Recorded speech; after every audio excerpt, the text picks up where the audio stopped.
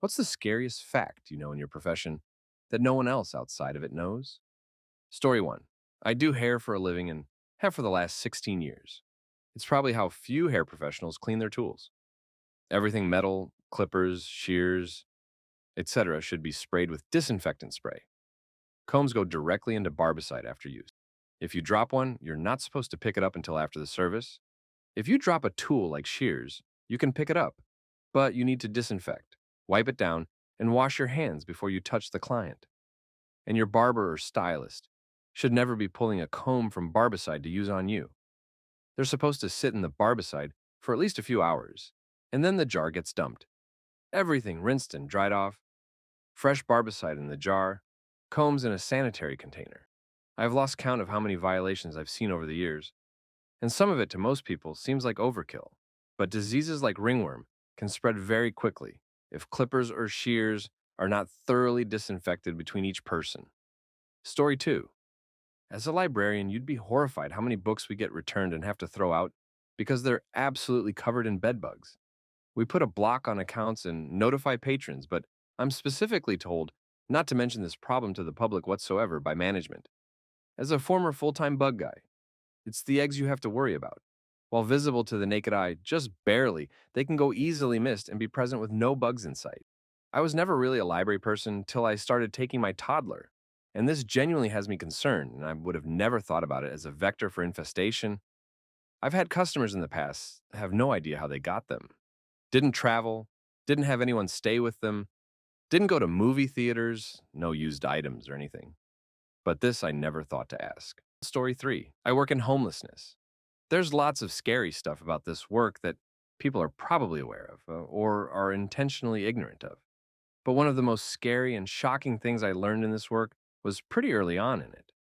There are lots and lots of reasons that people experiencing homelessness may be dirty or not shower frequently, but I've had it reported to me multiple times that a female client is refusing to shower or practice hygiene because being dirty or unclean and stinky prevents men from raping her when she's sleeping outside.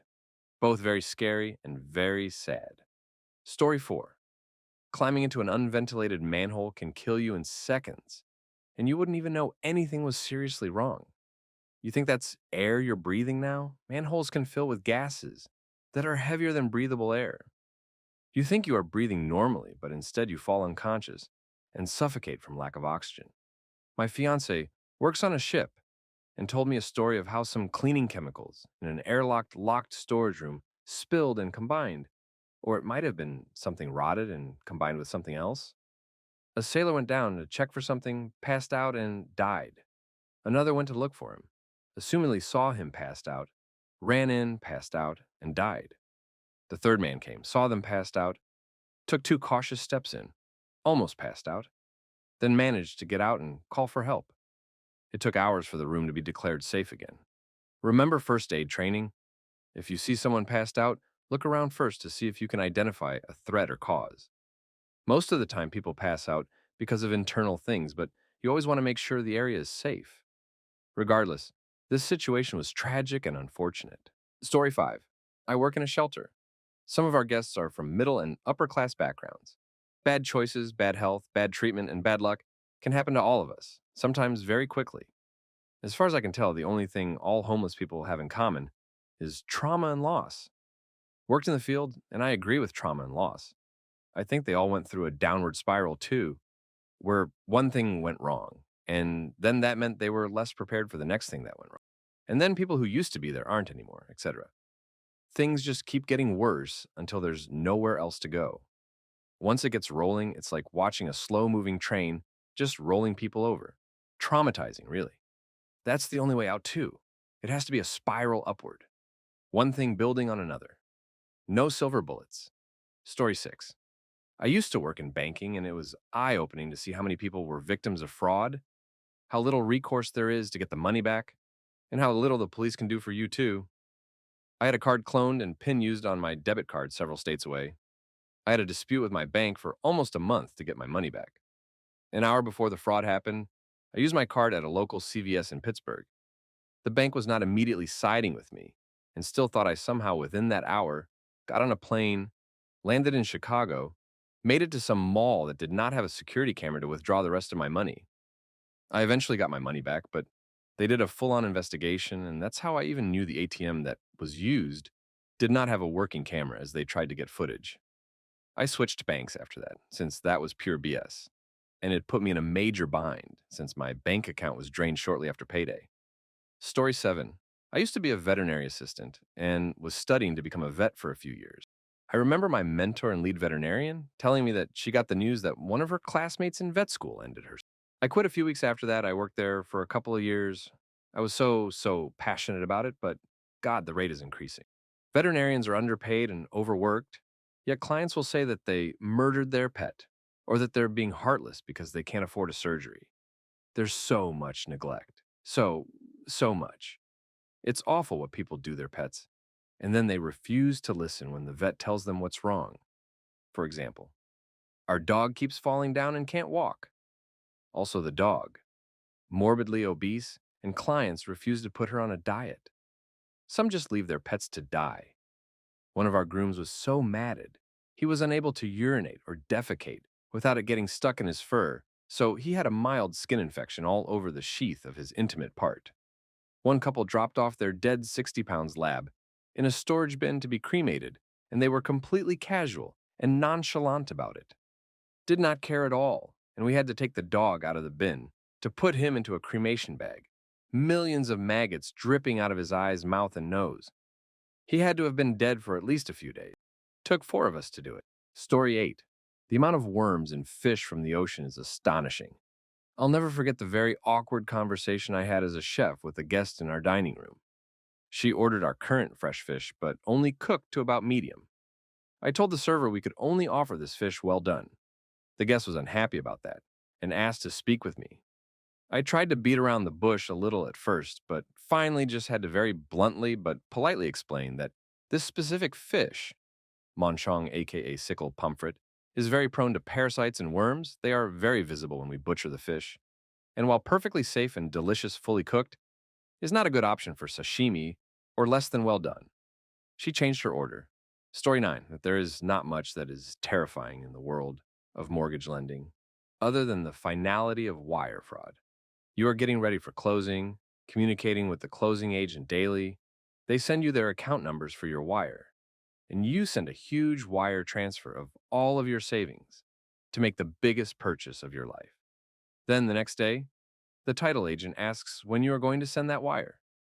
It never arrived, and they have never seen the account numbers that you used. That money is gone, and no one can recover it, and no one is on the hook. It has been entirely stolen from the buyer. Story 10. Little late to the party, but I do electrical safety work for power systems in large factories, and those things can be nightmare fuel. Everyone knows about electric shock. You touch something that is live, and the electricity passes through your body. It can cause you to lock up, grip, and be unable to let go, or even kill outright. Fewer people know about electric arc flash.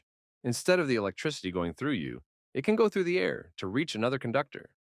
Doing this creates an immense amount of heat that essentially causes a small explosion. Small arc flashes are scary but survivable with the right PPE. Arc rated, not just fire resistant. Large arc flashes are only survivable in arc flash suits that are just bomb suits.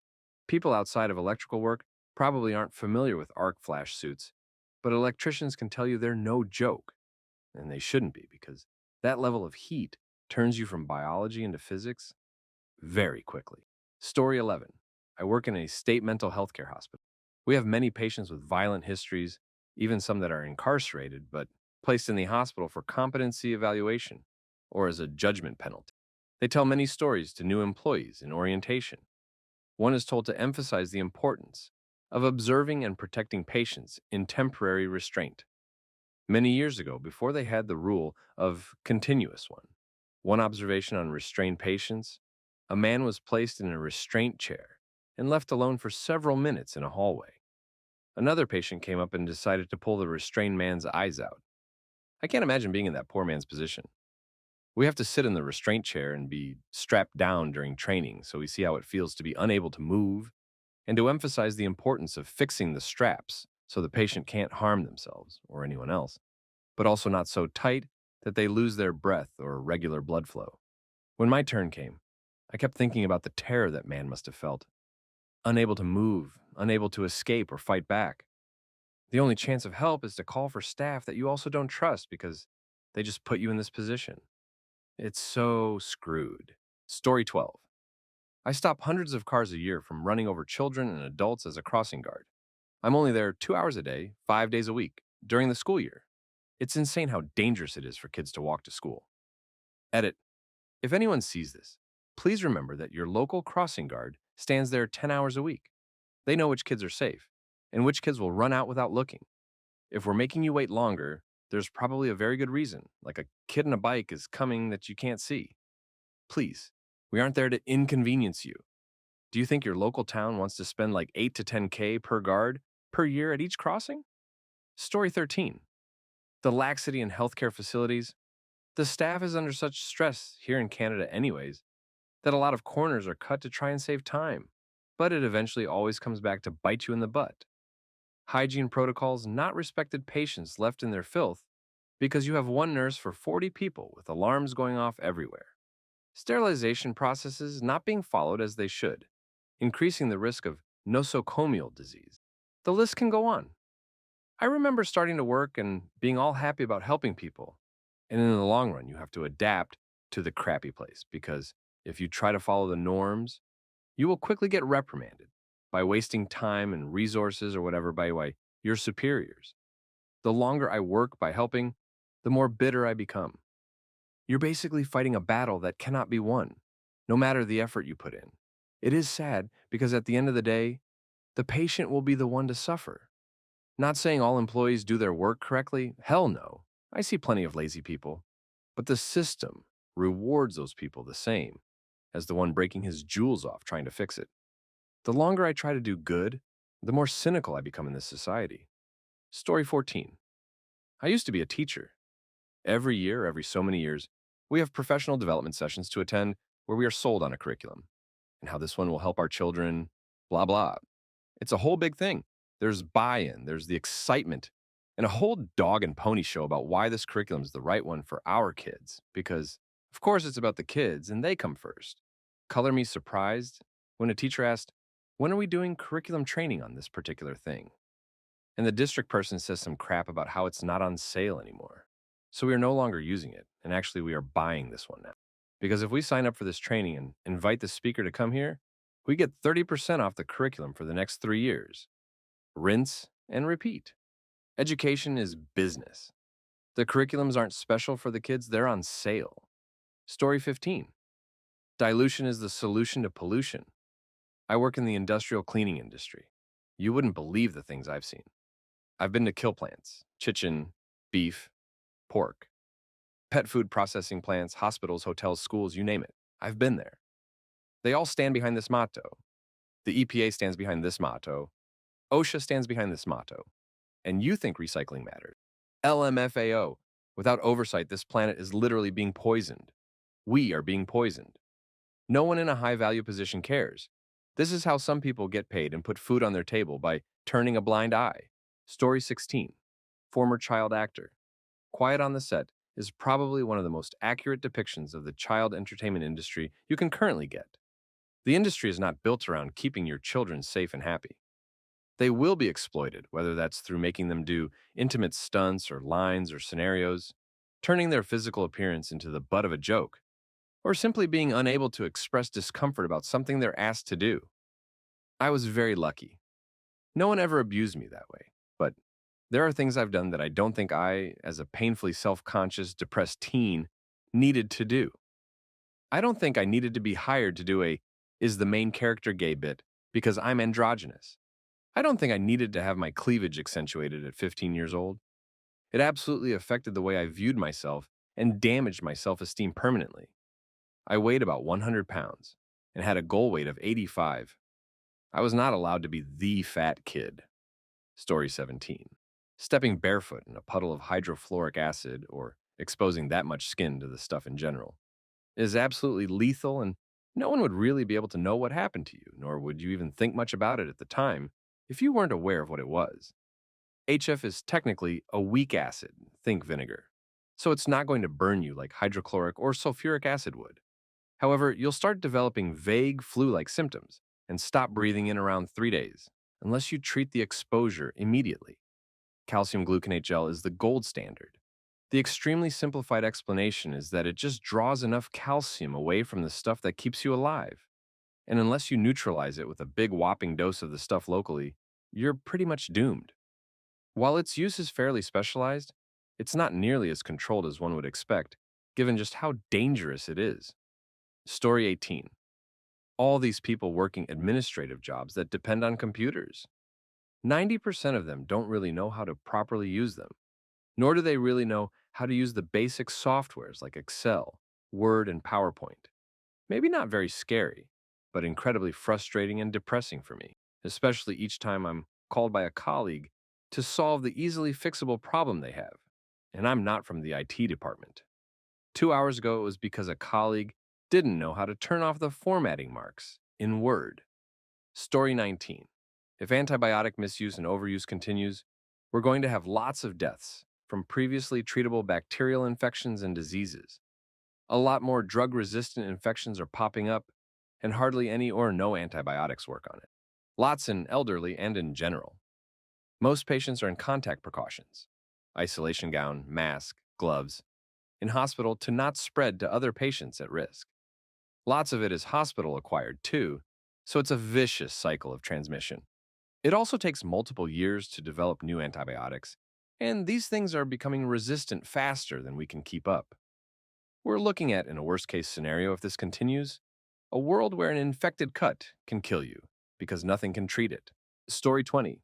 We monitor every item in person while you're on store property and create behavioral models from the data to strategically force you to buy things you otherwise wouldn't care about.